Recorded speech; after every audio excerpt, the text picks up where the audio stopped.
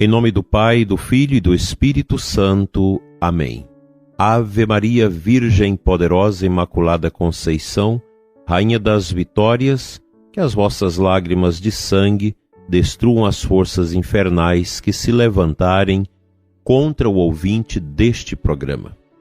Dileto e amado ouvinte, aqui é Dom Adair, bispo de Formosa, rezando com você daqui da nossa diocese e com você de outras localidades que nos acompanham através de nossas mídias e de nossas estações de rádio. Hoje, sábado, a gente lembra a Mãe de Deus e Nossa Mãe, a Santíssima Virgem. Nesses tempos confusos e difíceis, desoladores, nós somos chamados a confiar nossas aflições, nossos sofrimentos e apreensões ao coração da Santíssima Virgem Maria, pois ela sempre intervém em favor dos seus filhos. Vivemos os tempos de provações, tempos de Deus, tempos de amadurecimento da nossa existência. Na véspera deste domingo, nós vamos meditar sobre a virtude da perfeição, que é uma virtude que todos nós batizados, todos que queremos alcançar o céu, devemos buscá-la, pois o próprio Jesus disse que nós devemos ser perfeitos como o Pai do céu é perfeito. A virtude da perfeição, ela é a mãe da santidade, e como esta nasce do mesmo Deus, pode alcançar mais graus e mais alturas que a santidade. Encerra em si as demais virtudes até o grau mais heróico que uma criatura pode alcançar. Por isso, é a virtude que mais se aproxima de Deus. A perfeição é filha da caridade, seu alento é Deus, sua vida o sacrifício.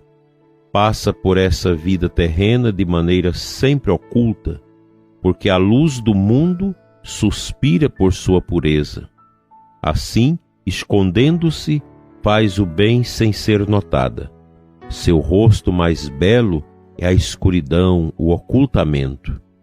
Dessa maneira, sobe a um grau sublime, a saber, até a união com Deus, porque Deus só se comunica no íntimo de uma alma pura, isto é, na profundíssima humildade de um coração que pertence inteiramente a Ele. A perfeição é como uma bela rainha, deslumbrante, adornada com as joias de todas as virtudes. Há na alma dois tipos de perfeição: a perfeição da vida cristã comum e ordinária, e a perfeição da vida interior extraordinária. Essa última é a que consegue subir até a união com Deus e abarca um imenso campo de virtudes ocultas que passam despercebidas para a maioria das almas. Essas virtudes secretas têm também um campo de batalha.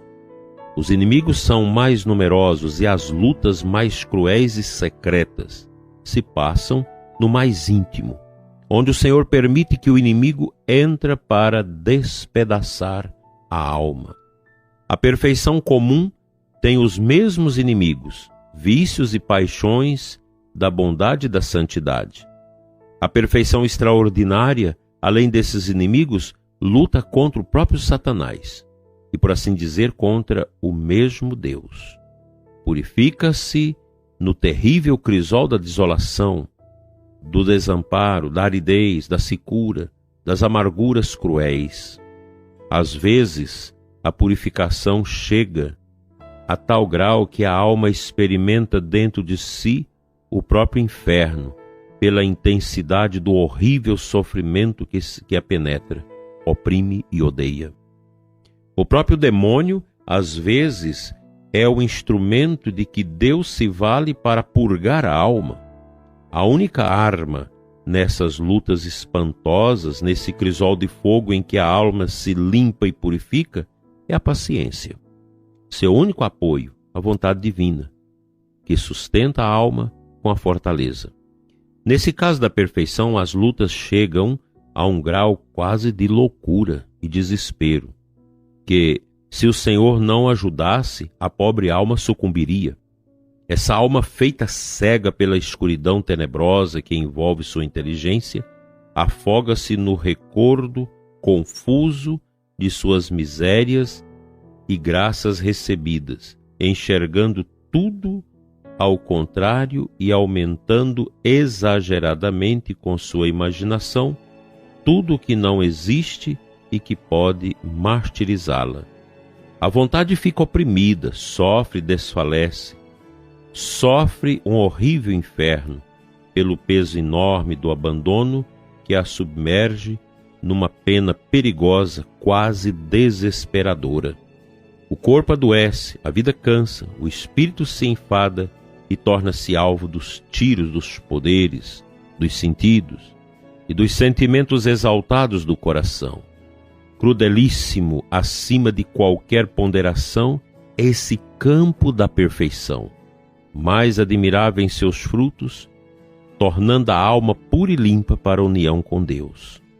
Tendes aqui o leque das virtudes que abri entre vossos olhos com as suas cores verdadeiras e reais. Que o mundo as pratique e que todas as almas, por sua influência divina, se salvem e me deem glória. Essas virtudes são muito especialmente para o oásis e para as obras da cruz.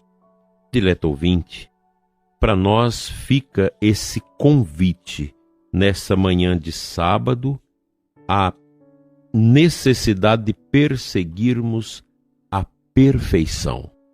Veja que o texto fala para nós desses terríveis combates que ocorrem dentro das almas que buscam a perfeição.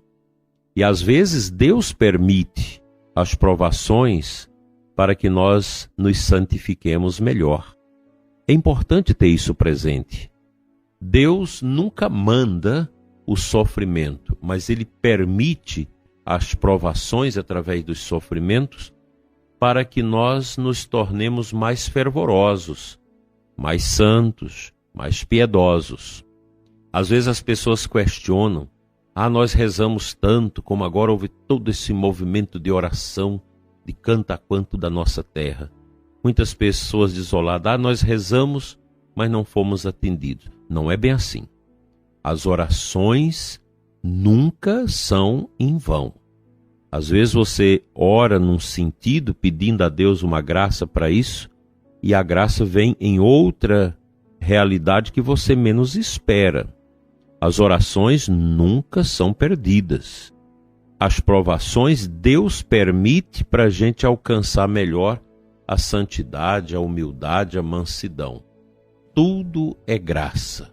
Mesmo o sofrimento, mesmo a provação, mesmo o deserto que muitas vezes somos chamados a encarar, a viver, faz parte desse projeto da cura que Deus quer realizar no nosso coração.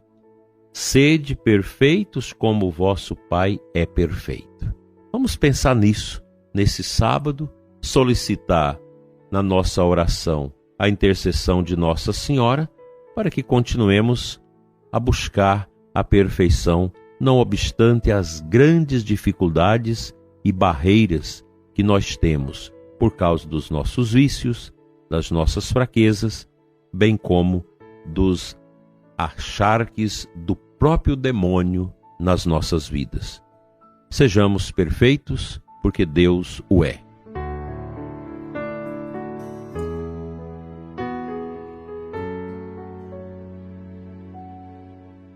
A antífona de entrada da Santa Missa deste sábado é muito bonita. Está lá no lecionário.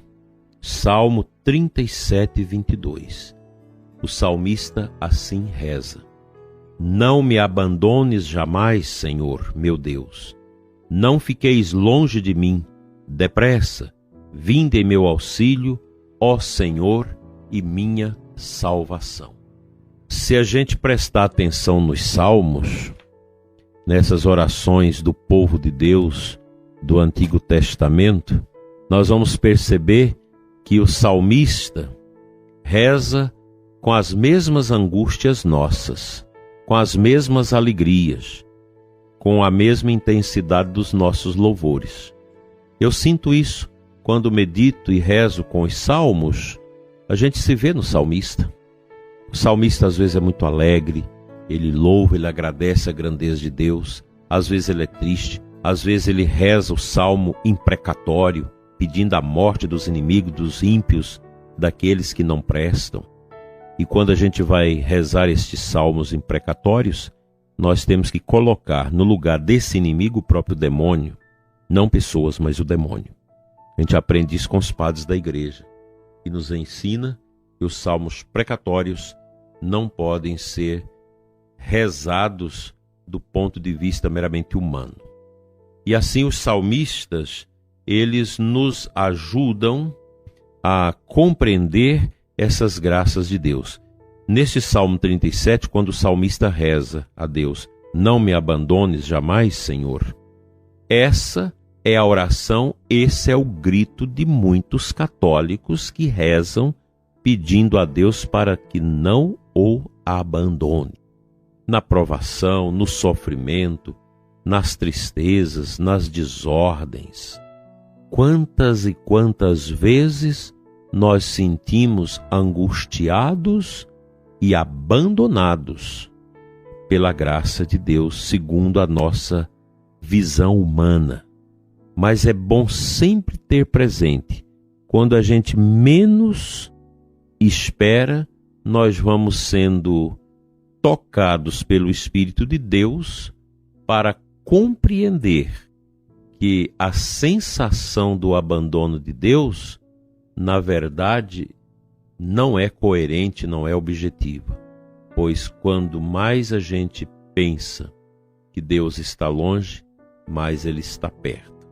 Deus está com você, está comigo e nos purifica, para que nós sejamos realmente puros e santos. Que este sábado seja um momento nosso de profunda humildade, a exemplo de Maria Santíssima. Que Deus nos purifique e nos faça santos.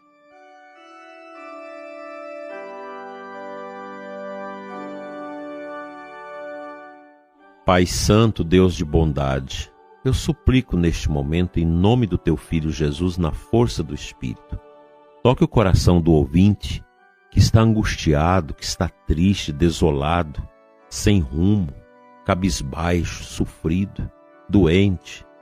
Toca, Senhor, o coração dos que padecem de infortúnios na sua saúde, dos que estão desanimados e às vezes desesperados. Ó Senhor, pela intercessão da bem-aventurada Virgem Maria, de São Padre Pio de Peltrautina, toca o coração do ouvinte que sofre e alimente a sua alma com o dom da esperança e da pureza. Que Deus te dê, ouvinte, a fortaleza de Maria para carregar a sua cruz com força e coragem. Nós vamos vencer.